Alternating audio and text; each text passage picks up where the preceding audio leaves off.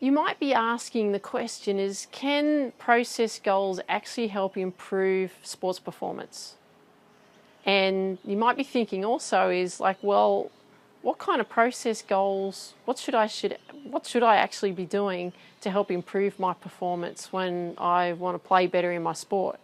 Well, that's what we're going to be looking at today, and so don't go anywhere. I'll be with you very shortly.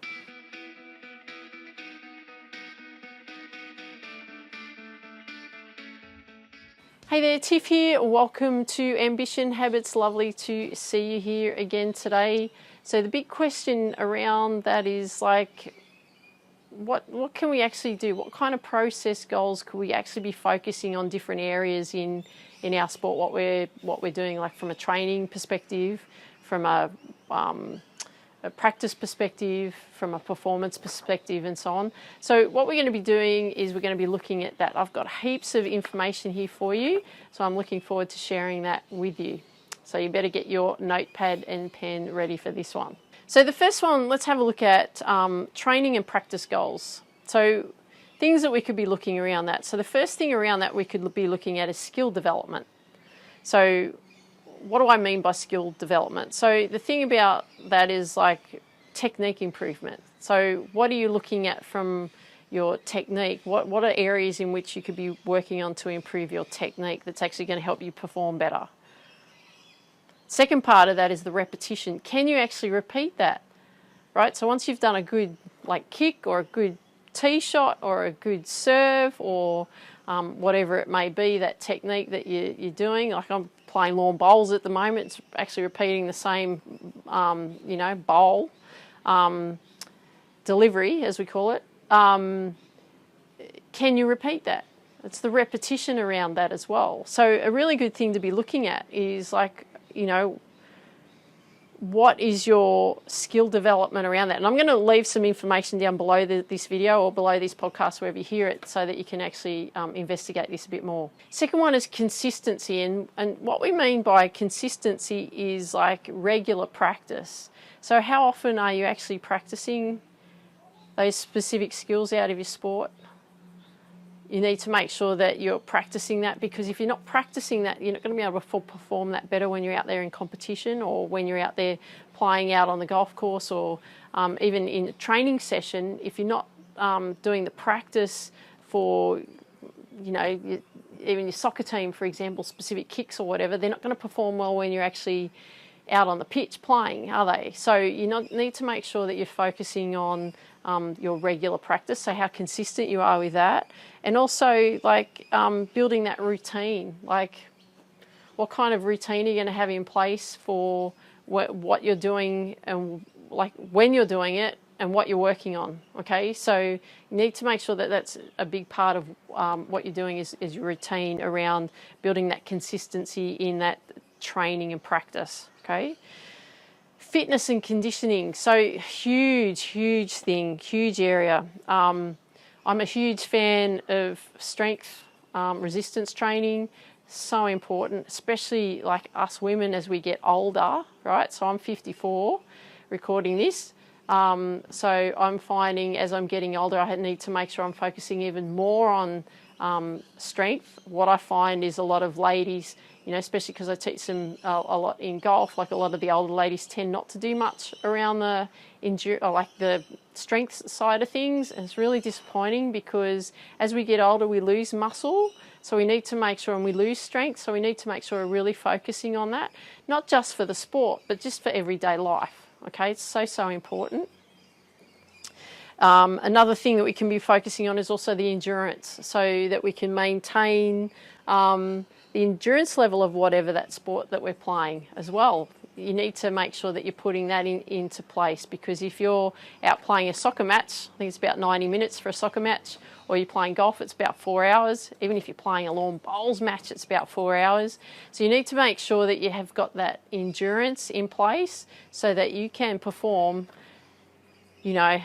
so much better in your competition aspects, because you've done the training. So important. Okay, this is a really good one. So we're stepping now into the mental and emotional goals.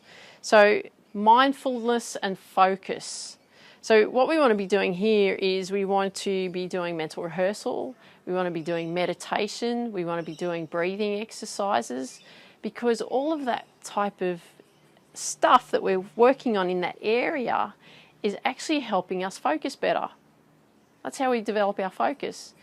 People get really annoyed with themselves, should be concentrating, should be doing this, should be doing that. But if you're not doing that in practice, how are you going to be able to do it when you're playing your sport? You can't. Mental rehearsal. So spend some time rehearsing of how you actually want to perform.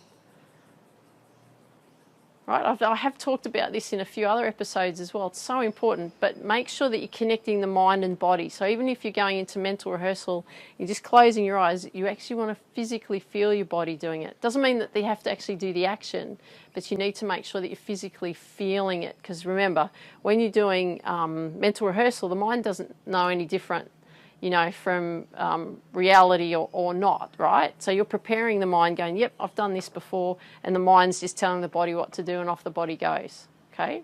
Positive self-talk, huge area to make sure that you're focusing on around that mental and emotional goals is you need to be talking to yourself nicely, right? You need to be talking yourself up. I come across so many people that tell me what they do wrong, but they never tell me what they do well. And I find that, my favourite word, befuddled, I find that befuddling because it's almost like people are, like, especially women, we're frightened of like what people will think if we talk ourselves up, if we say that we're good at something, you know. So everyone comes in straight away and tells me what they're doing wrong.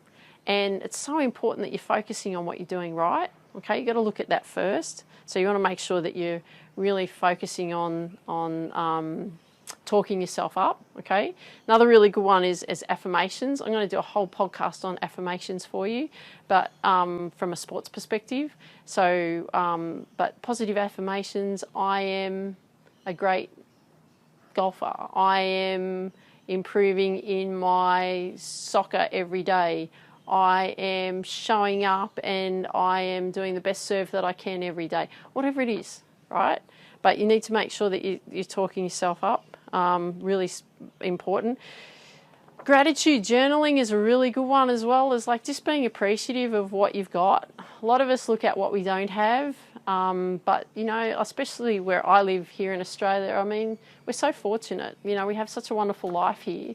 And it's just to be grateful for what we have, because when we're grateful for what we have, then we're more open to receiving more, okay? It's really how it works. So if you're more grateful for even the opportunity that you get to play the sport and you get to go and practice the sport and you get to train the sport, appreciate it. It's a really good way to approach a better way of performing in your sport. Okay, technical and tactical strategies. So these like game strategies. So, you know, really good thing to be focusing on is tactic drills, so drills that you could simulate, like in practice, that would actually happen when you're out in your competition. Also looking at match analysis, that's a really good one as well, is like when you're actually, you can do it when you could have a practice round, you know, a practice game of whatever your sport is, and then you know, going with the mindset that it's an actual game, and then you can review it after how you performed. And then when you are starting to do it that way, you're starting to train yourself on performance, and then so that when you actually go and perform, you're going to perform better. Performance analysis, number 7 is a really good one too. So we could look at, you know, reviewing what's actually going on in your technique and skills through video. It's the perfect way to do that. I've been doing that forever. A lot of people that I teach, I video their swings. Same with my own sports, you know, tennis, golf, bowls, any other sports that I've been playing along the way. Is video analysis really good, because then you can actually see what's actually going on. So again, it's getting feedback, and then you can talk with your coach on how to improve that, or go and source out a coach and talk about like how you could actually improve that area. Recovery and nutrition, so important. Okay, so I was talking in the previous episode about how important it is for rest and recovery. So we need to make sure that we're focusing on rest, like actually having rest from our sport. We want to make sure that we're focusing on recovery as well, in the sense of focusing on, like I like to call it prehab, in the sense of we're focusing on stability areas in our body, so that those smaller muscles that tend to take a beating because they're supporting the bigger muscles, we need to make sure that we're focusing on making sure they're working efficiently, because then the whole body's working efficiently. Stretching, yoga, everything around that active recovery is really, really good for the body. I'm a big fan of ball rolling as well, like having it like a tennis ball or a little cork ball, even a golf ball, and rolling it around. You're rolling around on your body on it. It helps release the muscle tension as well. It's a really, really good one. Nutrition goals. How important is nutrition? So it's getting the right nutrition in for your body. Now, there's so much research out there these days around what you should actually be fueling your body with. Of course, they've got fad diets and so on, but I'm more interested in the sports perspective. But a really good one is protein pacing. So there's a particular amount of protein that we need for our body each time we consume food, and the best way to consume food is usually every 4 hours. That's like the sweet spot. So protein pacing is a really, really good one to implement into your daily regime. I will be talking about that more in further episodes about protein pacing and what to do around that. But that's a really, really important one. And meal preparation, being prepared for your meals. So you're knowing exactly, the amount of protein that you need and what else you need to supplement that also. Hydration is so important too, isn't it? Like, there's so many people that don't hydrate well enough. So again, you can use, obviously, drinking a lot of water is so important, but there's also other supplements out there that can help rehydrate the body for what the body actually needs, so that the body is getting the requirements that it needs, so that that's going to help you perform better. Again, I'll talk about that in a future episode. I've got some great products that I use around hydration that can help you as well when you're performing in your sport. Goal setting, I've talked about that a bit before, and reflecting on those. So setting, long-term, short-term goals, setting process goals, setting little milestones, all of that kind of thing is so, so important, because it gets you then honed in and focused on what you actually need to be doing and what you need to be focusing on. Because I know, like, a lot of people go and practice stuff, for their sport, but they just practice for the sake of practicing versus practicing for purpose. So like when you go and you're doing a session, like, what is it that you're going to practice? What is it you're going to practice? And then what are the things that you're going to be focusing on in that practice, so that you're going to get that outcome that you're looking for from that practice. Okay, it's really important that you really are more detailed in what you're doing around your practice sessions, because, again, it's a purposeful practice. Setting daily intentions, really important too. What do you actually want to achieve out of this day, that kind of thing. Focusing on the little wins, that should be a big thing in what you're doing every day, is focusing on the small wins. But setting those intentions on what you want to accomplish, and being, again, around the detail of the purposeful practice is what are you actually wanting to accomplish when you're out there practicing your technique in your sport. So a really good thing, like I like to do, is like not just set an intention for the day, because intention for the day for me is for everything to move freely and easily to me and for me. So I like to have a nice easy day and peaceful day and a happy day and all of that kind of thing. But when I'm actually going out to practice my sport, is like, okay, what's the focus on this session? Right? What's the intention of this session? What do I want to get out of this session? Okay, so you need to make sure that you're really focusing on that. And part of that goal setting is we also need reflection. Okay, really important that we're actually looking at, okay, what's working well, what's not working well, what's worked well throughout the week, how did my training sessions go? Did I dedicate enough time to this particular area? Did I not dedicate enough time to that particular area? What else is it that I could do to help improve my performance in practice? What else can I do to help improve my performance in competing in a competition, so that you're more clear? What drills could I implement that's going to help that right? So it's all that awareness around that. So when you reflect and look back at what's worked well and what hasn't, then you can then gauge what you need to do moving forward. And another great thing is just having a weekly review as well. Like, you've set your goals and everything that you want to do throughout the week. Like, actually have a look on what's happened. Did that work well? Did you achieve what you set for yourself throughout that week? Did you get those little wins that you were looking for? Okay, and then you can reset the following week in what you need to do moving forward from the previous week, or you may need to repeat some of the stuff, right? So it's just having that awareness. It's so important, because then you're going to really help improve your sports performance overall.